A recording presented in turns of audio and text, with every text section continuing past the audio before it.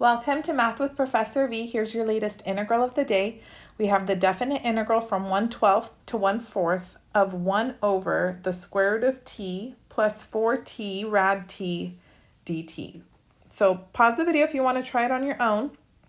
As a little hint, I factored out rad t from the denominator, and then that led me to a u sub. Okay? And don't let the limits of integration scare you. You're going to be happy that it's 1/12 and 1/4 at the end of the problem, believe me. So let me start off showing you what I did. I went 1/12 to 1/4, and I noticed that both the terms in the denominator had that rad t. So I'm like, let me take it out, see what happens. And then you just have 1 plus 4t left. So I went ahead and said, let me try letting u equal the square root of t. And then du would be 1/2 t to the negative 1/2, which is 1 over 2 rad t dt. And we pretty much have that, do you see? So 2 du is 1 over rad t dt. Perfect. This plain old t, don't forget, is rad t squared, so it's going to be u squared. So let's write out the integrand, and then we'll switch the limits of integration in a hot second. So all of this is going to be 1 plus 4u squared in the denominator.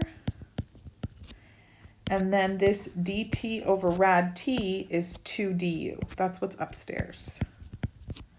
Okay, good. Now these limits here belong to the variable of this integral, which is t. So I'm going to substitute in 1/4 and 1/12 for t to get the new limits in terms of u. So u of 1/4 is square root of 1/4. What's that? 1/2. Very good. And then u of 1/12 is square root of 1/12, which is square root of 1 over square root of 12. So that's 1 over 2 rad 3. It'll get better in just a second. Don't stress. Okay. Let's rewrite things a little bit so it's less intimidating. I want to take this 2 out. Take it out. Here's my limits. 1/2, 1 over 2 rad 3, and then I have 1 over 1 plus, think of this as the quantity 2u squared du. And then hopefully you recognize, antiderivative is going to be tan inverse of 2u. But because of this 2, we're going to have a 1/2 in front of our antiderivative. You could do another substitution, but it's really not necessary. If you're comfortable when you see that extra constant in front of the variable, you know you're going to end up dividing by it. So that's all there really is to it. Don't forget, there's that 2 already sitting outside. Then because of this 2, now I'm going to pick up another 1/2.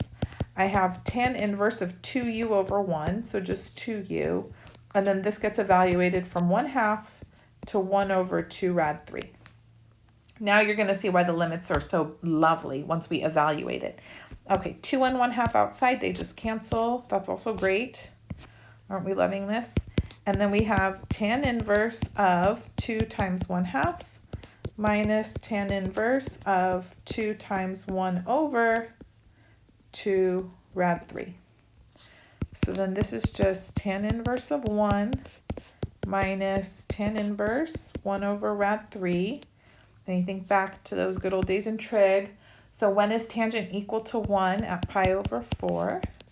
And then when is tangent 1 over rad 3? So that's whenever sine is 1/2 and cosine's rad 3 over 2. And that's at pi over 6. And then this ends up being 3 pi over 12 minus 2 pi over 12. So pi over 12. Good, that's it. So no trig sub needed. Just recognize that antiderivative is tan inverse. The more generic version when you see it is, 1 over a squared plus x squared dx. That antiderivative is 1 over a tan inverse x over a plus c. Keep in mind, because there was a 2 here, right? So this wasn't just like plain old x or plain old u, then we divided by 2. I multiplied by a 1/2. If you wanted to do another substitution, you could to see it. But basically, you're just undoing the chain rule. Had you differentiated, then you would have multiplied by 2. So we're just compensating for that. Okay? Let me know if you were able to follow along, if everything was super clear. If you did something different, I'm very curious to hear. Maybe in the beginning you could have just gone for it or done some other technique. So that's always fun. I love reading your comments and hearing how you guys solved it.